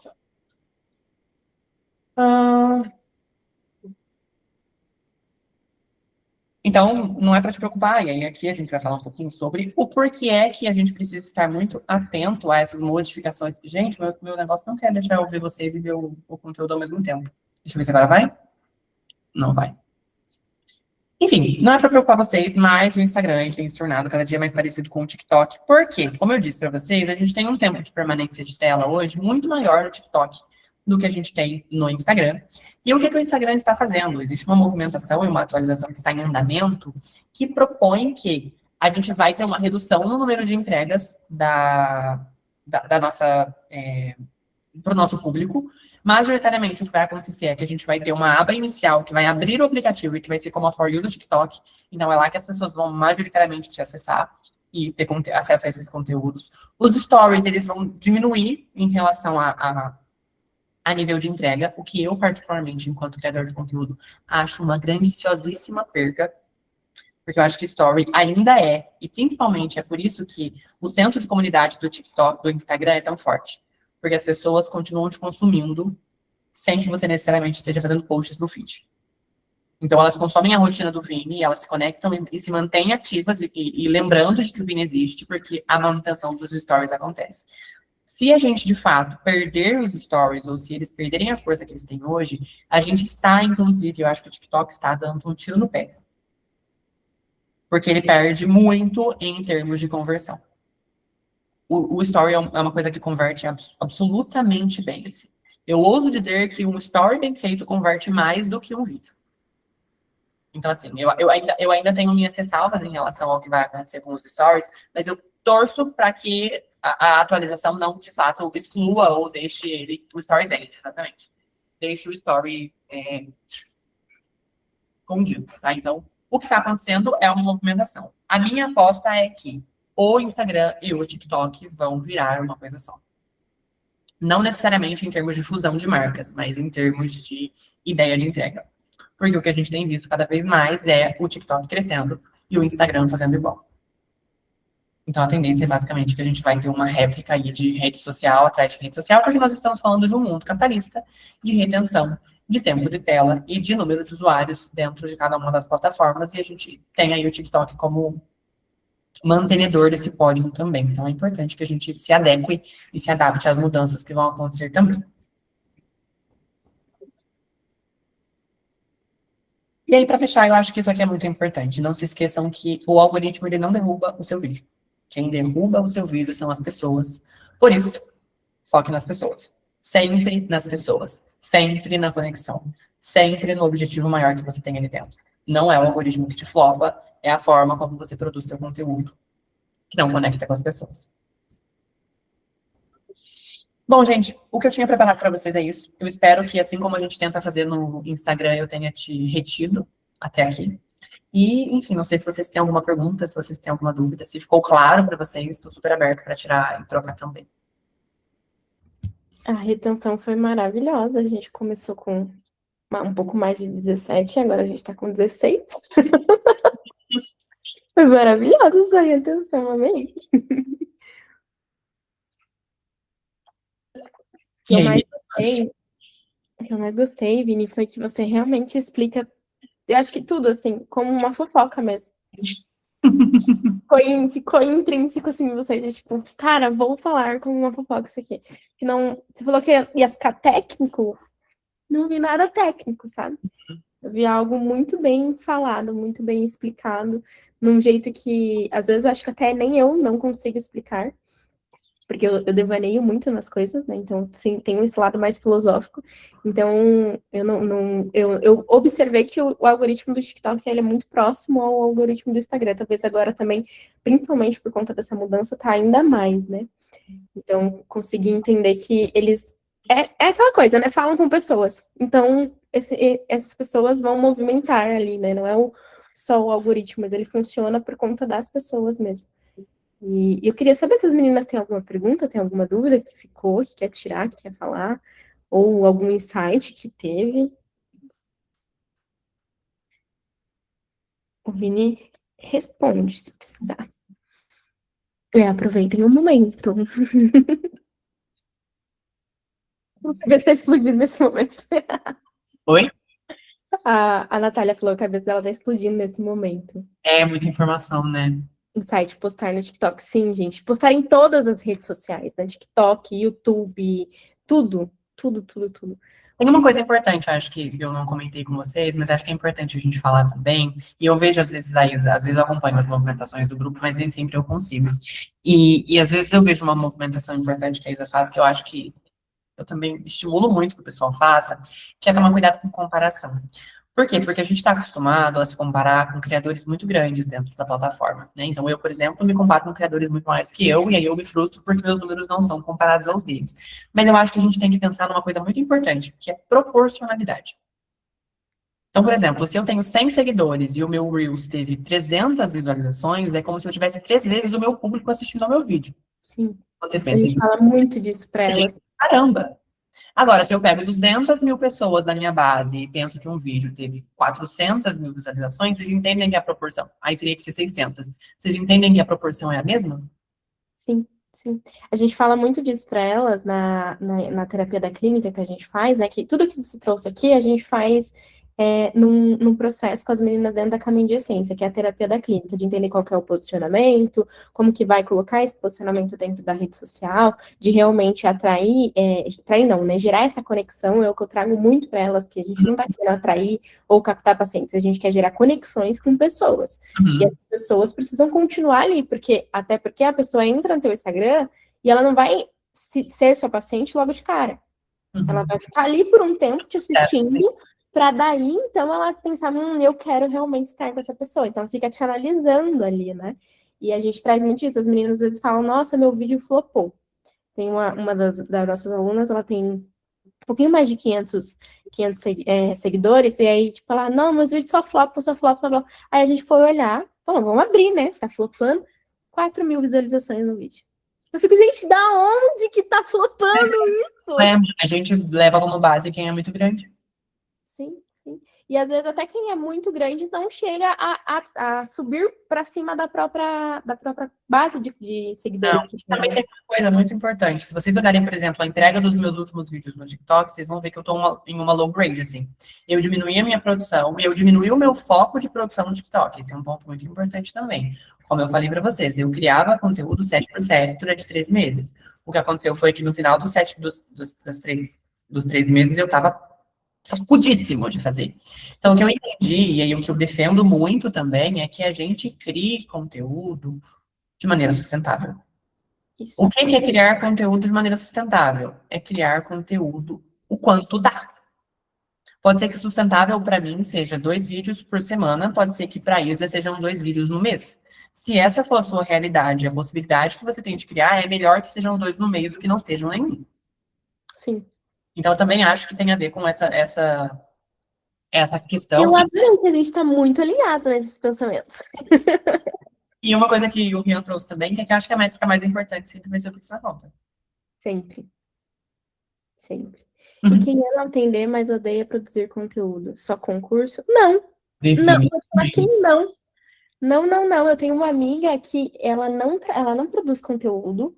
Ela fez um site esses dias e ela ainda nem colocou o site para girar, tava só lá no Google lá para achar, sabe? Só que o site ficou com tantas palavras-chave tão boas, quando a galerinha vai pesquisar, igual você falou lá na psicóloga, para lá. Aí tava com palavras-chave tão boas no site dela, que esse mês ela faturou R$ 9.000, sem produzir zero conteúdo. Então, assim, o conteúdo, ele é uma facilitação para você, no sentido de você não vai gastar dinheiro para produzir ele, você é uma coisa que você senta e fala, tipo, você faz, o tempo é hábil também de você produzir, e aí você não precisa ter essa locomoção também de, por exemplo, antigamente não, né? Ainda tem isso de palestras, as pessoas dão palestras nas empresas e tudo mais para conseguir ter visibilidade e ganhar pacientes, né? Então, e esse movimento ainda existe, você não precisa criar conteúdo para você viver da clínica. É possível viver da clínica sem criar conteúdo, só que Acho demora. que o conteúdo entra como um facilitador mesmo, assim, sabe? De fato, de fazer com que a tua visibilidade, ela seja amplificada, mas definitivamente não é o único caminho.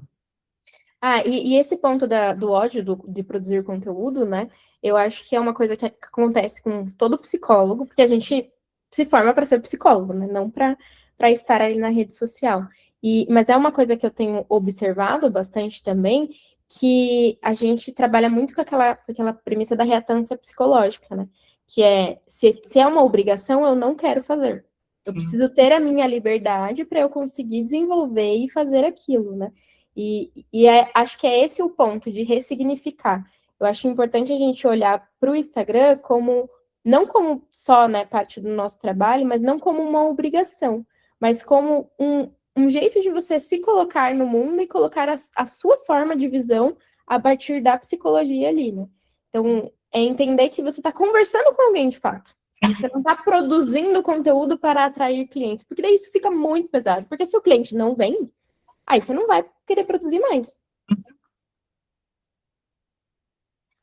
Vini, eu sempre fico com medo de estar entregando alguma coisa muito básica ou falando coisas muito óbvias. Como conciliar entre entregar algo útil e com conteúdo, mas sem ficar falando muitas coisas técnicas? Eu acho que não tem a ver necessariamente com o que você fala, e sim com a forma como você fala as coisas. Eu acho que eu já fiz. Hoje em dia, o meu conteúdo está em constante movimentação, então ele não é exatamente como ele era quando ele viralizou. Mas a minha premissa com as fofocas psicológicas sempre foi fazer com que coisas complicadas ficassem muito fáceis de entender. Mas uma coisa que eu percebi, depois que eu comecei a criar conteúdo, e imaginem, se eu fazia vídeo 7x7 durante 3 meses, haja tema, né, filhas? É tema pra caramba. O que eu comecei a perceber é que às vezes eu ia postar um vídeo e eu dizia, gente, que coisa ridícula. Todo mundo sabe o que é isso aqui. E eu ia e postava um vídeo e era o maior insight que a pessoa já tinha tido na vida. Eu acho que a gente que está dentro da área subestima o quanto é que as pessoas têm interesse em saúde mental. Final de semana não, eu estava no congresso semana passada em Campinas e estava conversando com Wesley Delanogari, estávamos sentados no estande da marca que a gente é embaixador, e a gente estava conversando justamente sobre o quanto é que as pessoas se interessam sobre saúde mental hoje em dia. Antes, e ele estava comentando, né, que existem alguns estudos que falam que antes as pessoas tinham, o maior medo que as pessoas tinham era de câncer. Hoje em dia, um dos maiores medos que as pessoas têm quando você pergunta para ela é que ela tenha algum problema na saúde mental dela. É uma zona de interesse muito grande, as pessoas têm cada vez mais se interessado e cada vez dado mais voz para a psicologia. Então, esse movimento que a gente teve ali em 20, quando surgiu a Covid, quando os atendimentos online, eles de fato ganharam força, e quando as pessoas ficaram presas dentro de casa e perceberam que elas estavam mal pra caramba, talvez tenha sido um dos marcos mais significativos da psicologia nos últimos anos. E aí, quando a gente olha pra gente, que é recém-formado, ou informação, ou tá ali algum tempinho dentro da clínica, cara, existe muita possibilidade, porque nunca se falou tanto sobre saúde mental, e as pessoas nunca se perceberam tão mal quanto elas estão agora. Então, qualquer coisa, por mais migalhinha que pareça, ainda vai ser muito para uma pessoa que não sabe de nada. E eu te garanto, as pessoas não sabem de nada sobre psicologia. E isso é importante até no viés de olhar o nível de consciência, né, das pessoas. Então, quando a gente traz, quando o Vini traz isso, me lembra muito esse olhar de que eu sei que existem 7 níveis de consciência que a gente passa na vida, não sei se existe mais, né, mas até onde eu estou são 7, e as pessoas, elas tendem a ficar muito no raso ali, que é os 3 primeiros, né, que seria, então, sou totalmente, uma forma bem chula, assim, de falar para vocês, né, porque é muito denso para explicar, mas eu estou totalmente alienada, então eu não acredito em nada, e aí eu, comecei a achar que isso é importante, e o momento de, tipo, putz, isso realmente é importante, como que eu mudo isso, né? Então, a gente costuma falar com o público que está normalmente no primeiro nível, né? Que é, tipo, estou alienado. E aí, se você não chama a atenção desse público para ele estar com você e ele te olhar e ele chegar no teu vídeo para chegar a uma consciência, né? Ô, Chloe, meu Deus. Demora muito para você conseguir crescer mesmo dentro do perfil, né? Porque essa fala técnica, essa falta do posicionamento acaba desconstruindo esse poder de você conseguir desenvolver e se conectar. Concordo mesmo. Temos mais coisas. Vini, você, por exemplo, disse que ficou 7 minutos te gravando falar, cortou e postou. Isso para mim demonstra o quão inteligente você é. Eu me sinto assim durante os meus atendimentos, por exemplo, mas quando eu tô ali para falar para a câmera, parece que tudo some, eu sou a pessoa mais burra do mundo. Como você faz? É prática mesmo ou você roteiriza? Então, quando as pessoas me perguntam sobre criação de conteúdo, eu sempre digo que eu não sou métrica. E eu não sou métrica porque eu acho que eu sempre fui uma pessoa que se comunicou bem e que sempre teve facilidade. Gosto de dizer, você tem que fazer como eu faço, porque eu não acho que eu seja uma métrica. O que eu, Vinícius, faço, e eu não estou dizendo que esse é o jeito certo de fazer, não é isso que eu, inclusive, ensino aos meus mentorados. Eu coloco o celular na minha frente e eu começo a falar. Eu não faço roteiro para nenhum dos meus vídeos, a não ser que seja publicidade, porque se for publicidade, precisa passar por aprovação antes de eu gravar. Mas os meus vídeos que eu faço para mim mesmo não são roteirizados. Mas eu sempre digo que a chance de que você se perca na linha de raciocínio é muito grande. E aí essa sensação de que você é burro, de que você não sabe, ou de que você não consegue, fica muito maior. E quando a gente está falando de uma coisa que naturalmente gera desconforto, eu acho que tudo que a gente puder fazer para minimizar o desconforto deve ser feito. Então, roteirize. E aí, existem estruturas, né, para pensar em roteirização. Eu acho que, não sei se a Isa já explorou isso em algum momento com vocês, mas existem padrões. Então, você tem que pensar em um gancho que chama atenção, e aí você constrói uma narrativa pensando em retenção daquela pessoa, e no final, uma CTA, né, uma chamada para ação, call to action, depende do jeito que as pessoas chamam, que faz com que aquela pessoa gere algum tipo de interação. Então, existem estruturas para criar roteiro. E eu sempre digo muito para os meus alunos que eu acho que a inteligência artificial também está aí para isso, mas eu sempre coloco um mas deste tamanho quando eu falo isso, porque eu sempre parto da premissa de que a inteligência artificial ela serve quando ela é bem comandada. Então, se você dá os comandos certos para ela, do jeito certo, ela vai fazer o que você precisa que ela faça. Então, fiz um roteiro, criei, construí a minha narrativa na minha linha de raciocínio. Eu boto no Cloud ou lá no GPT e digo, preciso que você me ajude a pensar em um gancho melhor, eu acho que isso e aquilo não está bom, a minha CTA não está chamando tão bem para ação. O que é que você me sugere? Ele vai te dar uma lista de sugestões, e aí você, com um bom senso crítico que você precisa ter, avalia o que faz mais sentido ou não. Então, eu acho que roteirização sempre vai ser o caminho mais tranquilo, o caminho mais fácil, e eu acho que reduz um pouco desse ruído que a gente tem quando a gente começa a se sentir uma fraude criando conteúdo, porque é difícil. Uma outra coisa, estou gravando o vídeo, você vai fazer, dica do Vini, você vai colocar seu telefone aqui para gravar, e você vai começar a falar, e aí você vai falar alguma coisa errada. Ao invés de você parar o vídeo, você vai continuar gravando. Perfeito. Então, você continua falando, e aí se você errou de novo, você fala de novo. Sabe, você não tem que parar e refazer, e, começou horrível, e meu Deus, você pode cortar depois. Então, você, eu estou aqui na minha sala. E você continua fazendo seus vídeos. Decora os trechinhos, trechinho por trechinho, dá intencionalidade na fala. Não é tão complicado assim, tá? Sim. E no ponto do roteiro, eu tive um insight, inclusive, eu não conversei com as meninas ainda, vou dar esse insight de primeira mão aqui, que eu gravava antes sem ter roteiro, né?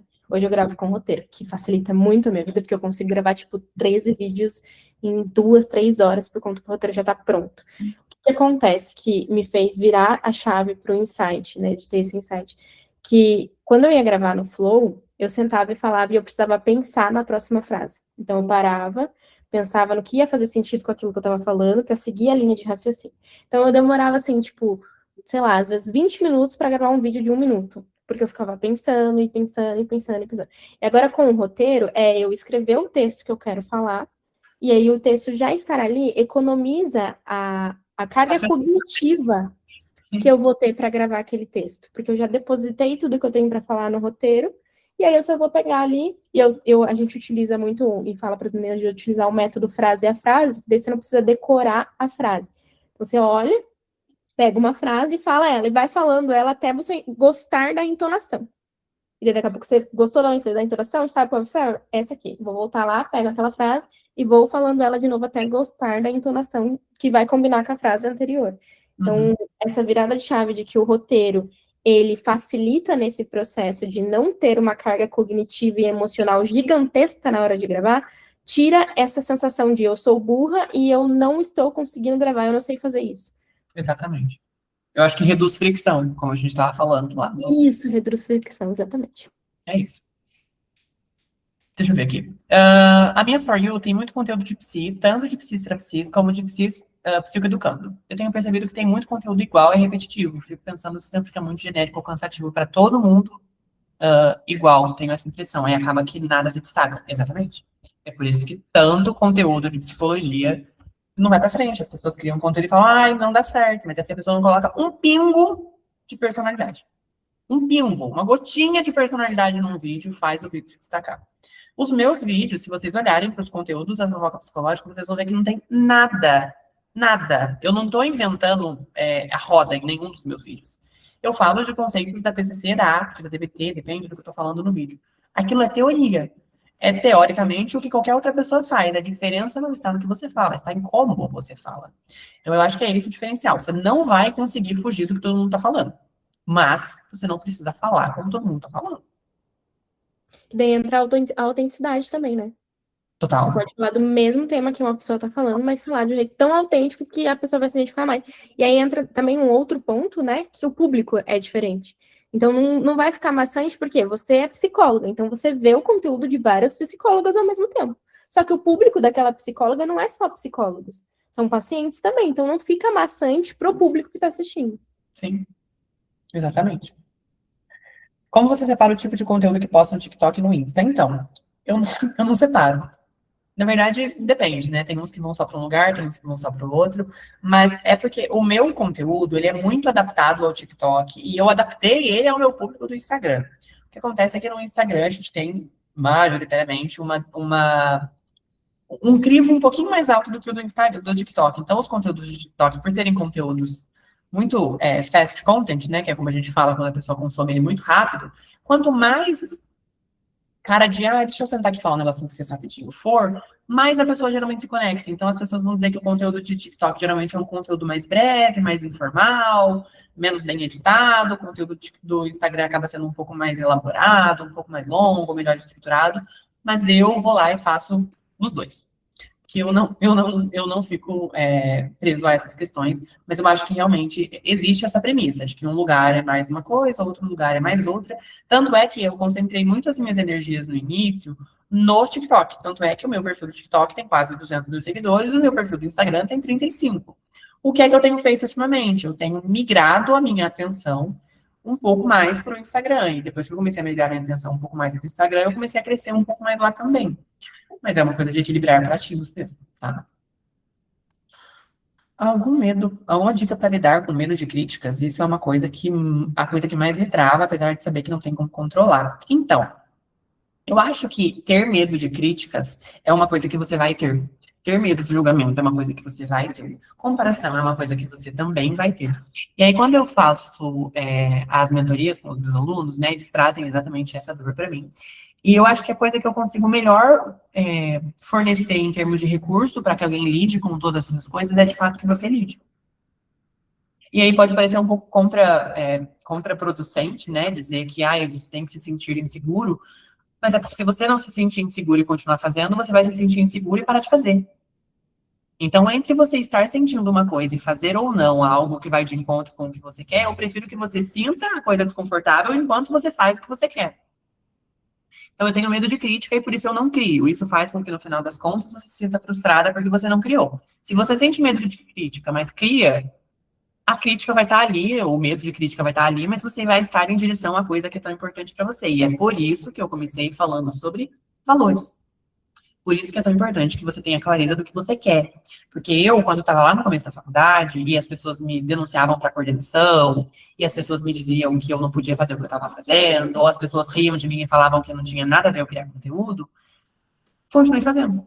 Eu continuei fazendo e convivendo com vergonha, eu continuei fazendo e convivendo com medo de julgamento, e o que acontece hoje em dia é que essas mesmas pessoas, que eu sei quem são, entram em contato comigo perguntando quanto é que é a minha mentoria. Ninguém que deu certo vai julgar você por você estar tentando.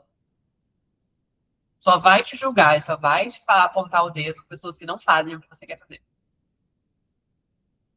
Então, eu acho que a gente precisa, talvez, aprender. É por isso que eu gosto tanto de arte. Eu acho que a arte ela parte dessa premissa, né? De que a gente lida com as coisas e convive com os desconfortos. Então, eu acho que quando a gente pensa em ação de compromisso, que é o que o Reis vai falar, que é justamente esse movimento de agir apesar do sofrimento, a gente tem talvez uma das melhores ferramentas para lidar com o desconforto, que é agir apesar dele. Só convivendo com ele, mas continuar andando, sabe? É tipo, eu estou com a perna tremendo, mas eu não paro de andar. Eu estou apresentando e tremendo a mão e eu não paro de apresentar. Acho que tem a ver com isso, sabe? Mas viralizou um vídeo de uma mulher esses tempos que ela tava falando no microfone, assim, a mão dela tava tremendo muito, muito, muito. Ela tava tão confiante que a voz dela não tinha insegurança nenhuma. Nossa, eu achei incrível aquele vídeo. Não, é basicamente aquilo. Eu acho que é agir apesar das coisas, sabe? Eu parto muito desse princípio. Inclusive, todas as coisas mais legais que eu já construí, eu estava apavorado fazendo. Então, assim, eu acho que a gente tem que conviver com o apavoro, sabe? Vini, você tem cronograma de criação? Com tantas demandas que temos, quais dicas você daria para manter os conteúdos sustentáveis? Ótima pergunta. Cronograma de criação é algo que eu já tive, hoje em dia eu não tenho mais. Por quê? Porque eu tenho muitas demandas. Então, o que eu faço é encaixar, mas porque, gente, eu de novo falo, não me levem como métrica, eu não funciono como as pessoas normalmente funcionam. Então, o que eu digo é, coloque no teu, no teu cronograma um dia para criar conteúdo. Então, o que as pessoas geralmente fazem? Eu aconselho e ensino que as pessoas façam.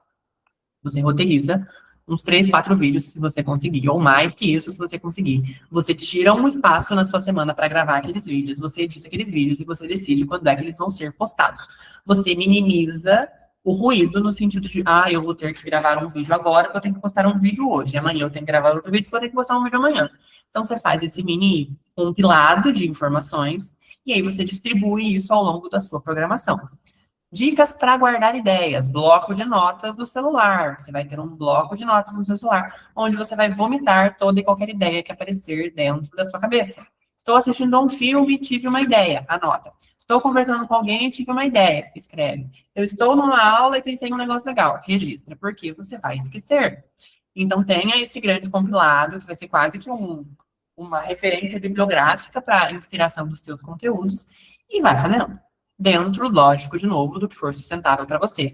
É um vídeo por mês, é melhor que nenhum vídeo. São 2 vídeos por mês, é melhor que um vídeo. E por aí vai indo, mas dentro do que for possível para você. Não tem como dizer que todo mundo vai conseguir fazer de um mesmo jeito.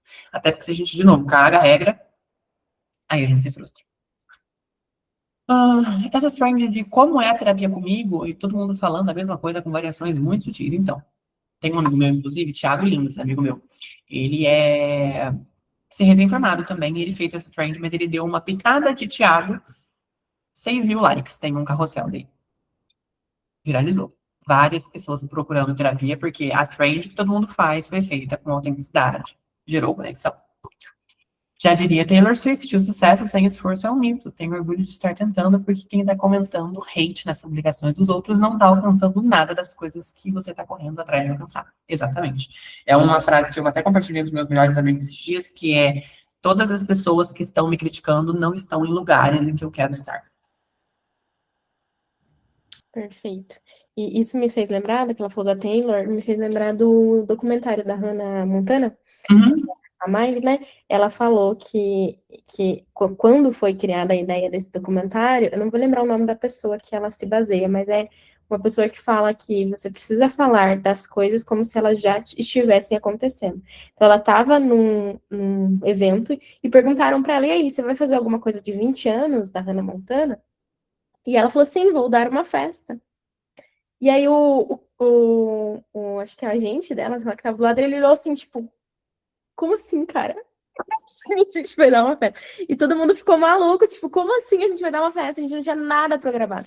E aí ela começou a falar isso muito, e o público foi se interessando e foi querendo, e aí eles tiveram que criar a festa.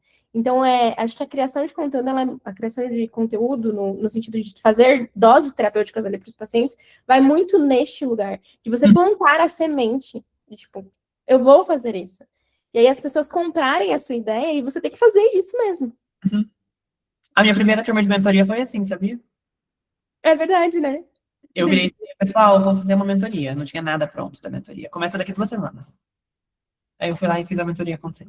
É óbvio que muito protótipo, tadinho da minha primeira turma, dos corajosos, eu brinco que eles foram os corajosos, que investiram coragem, dinheiro e tempo comigo, e aí eu vi que funcionava e fui aprimorando, refinando, enfim, aí a Crepes virou o que é hoje.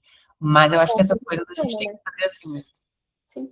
É igual a Caminho de Essência também. A Thay foi a primeira que entrou. E ela até falou esse dia, ela falou, nossa, quando eu entrei, ela falou, meu Deus do céu, sou só eu aqui. Como assim? E aí foi muito, muito igual nesse sentido que você falou, né? Era mato ali. Tudo.